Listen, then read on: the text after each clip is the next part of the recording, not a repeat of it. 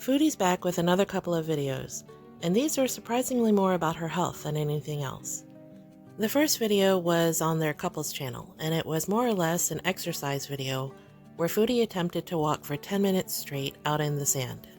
She follows it up with a relatively healthy meal as a mukbang, talking about a visit to a clinic.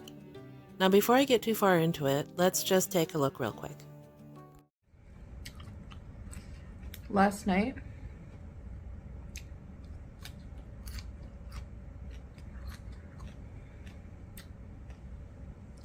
I went to a clinic.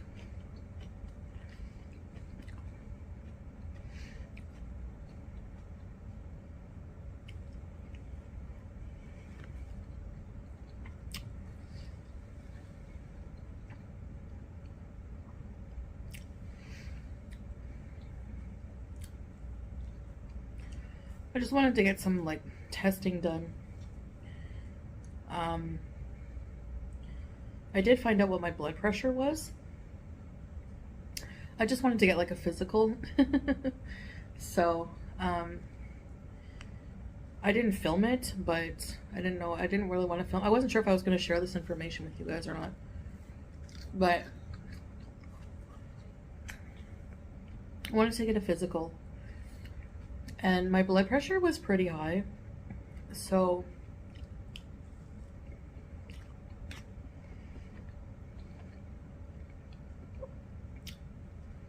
it could have been because, guys, when I say it was the most humid I've ever experienced in my life, it was so humid last night.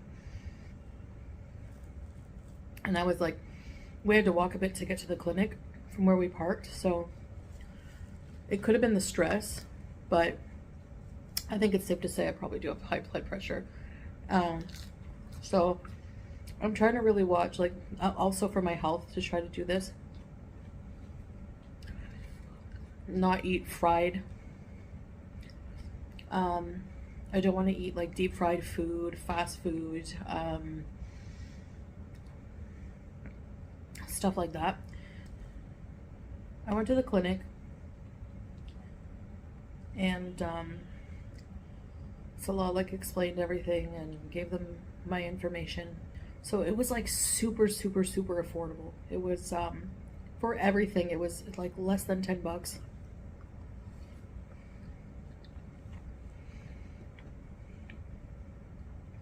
And that's a private clinic. You don't have to really, for a lot of services you don't have to pay if you go to a government one. It just depends. But healthcare is affordable. I know people were like, if you lose your healthcare, well, the healthcare here is great. Okay, so let's just stop here for a second. If the healthcare there is so great, they must have been able to take an accurate weight, right? So she knows what that new number is.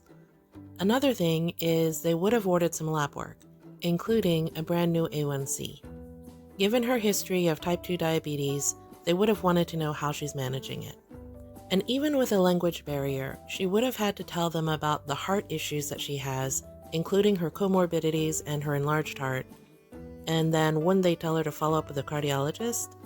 If all of this came about because of the ramifications of her desert walk, then she had a lot of symptoms to go over with them. The tightness in her chest, her trouble breathing, all of that would have had to have been addressed. Now, I'm not saying that they didn't talk about any of this.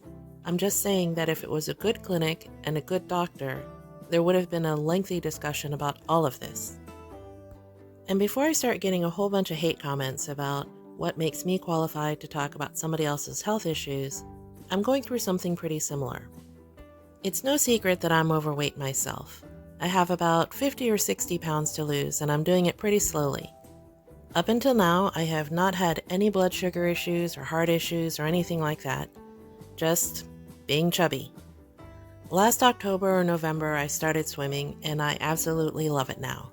I swim an hour each session, 3 sessions a week, and I try to incorporate other sorts of exercises during the rest of the week. And then in May of this year, I got really serious about putting myself into a calorie deficit, and you started seeing more macros videos from me. Fast forward to about 3 weeks ago, and I got into a really bad car accident. This is what the other guy's car looked like. Now, I'm okay, my car is relatively okay, but it was bad enough that my boss made me go get checked out at a clinic.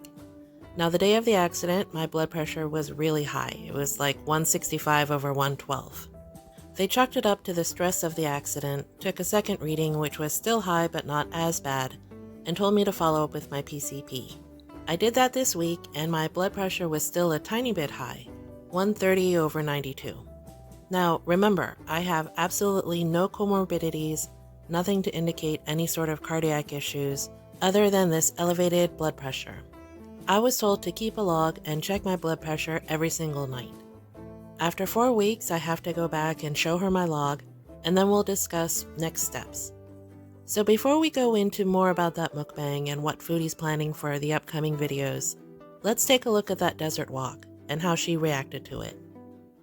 Okay, so we're gonna set the alarm for 10 minutes. I'm gonna do 10 minutes of walking to start.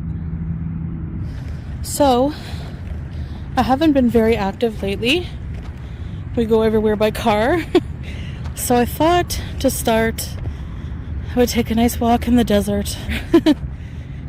And I have my iced Americano I'm finishing.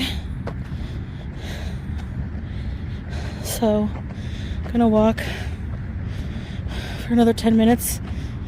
We walked a little bit together.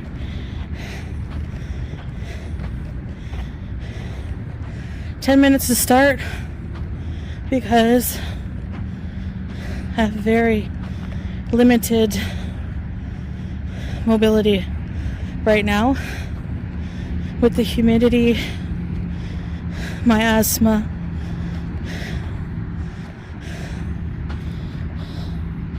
Oh my gosh, there's a lot of sand dust. Whew. Creepy.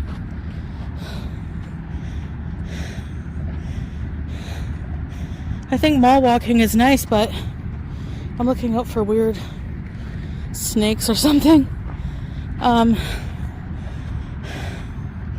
It's very busy in malls. And when you're huffing and puffing and sweating, it can be embarrassing sometimes. But, you know, I don't get embarrassed too much, thankfully, but still. Probably do a mall walk soon. So it's actually not that hot, humid. Still in the 30s. It wasn't 50 today, it was 39. Starts getting cool in October, you said, eh? The cool starts, yes, in October. Yeah, but the humid will finish as soon as August finish. Nice. Okay, yeah, it's humid. This is the first time I feel humidity like this in Kuwait. Whew. Exactly, yeah. Kinda hard, but... Yeah. Actually, I was in for a rude awakening. Now, as a reminder, when Foodie first got to Kuwait, she was a lot more mobile than she is now. Look at how easy it is for her to get around and talk while she's walking and keep up with Salah. A good doctor would have done something called a get up and go. That's where they have you get up from a chair and walk around a little bit. They assess your mobility and your gait, and that lets them know if they need to prescribe rehab or any sort of mobility work. And then, of course, there would be a whole discussion about weight loss and whether or not her lipedema is growing, which we can see that it is. Okay, so let's go back and see what she plans on doing about all of this. So I'm going to keep trying to get some weight off.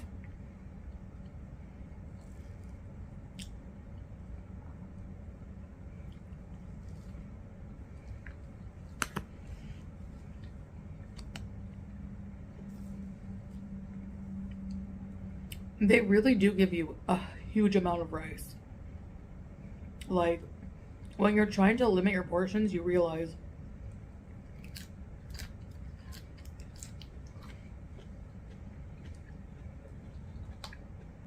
instead of mukbangs, I'm going to make it a kind of, I mean, it's still a mukbang because I'm eating, but it's going to be just healthy weight loss mukbangs, like dinner with me. And yeah, just reducing my portion, not eating fried fast food. I might eat like Subway, something like that, or maybe alter my fast food. Like if I'm really craving McDonald's, I could eat like a cheeseburger and a small fry. You know, that should be sufficient. And I have to get used to this because I need to do it for my health, you know. It's always been that, but I've just always struggled. So in the end, of course, it's up to Foodie about whether or not she shares all of this with us. But in my mind, it'll be interesting to see how long she can stick with it. Drop me a line in the comments and let me know what you think. I'd love to hear from you.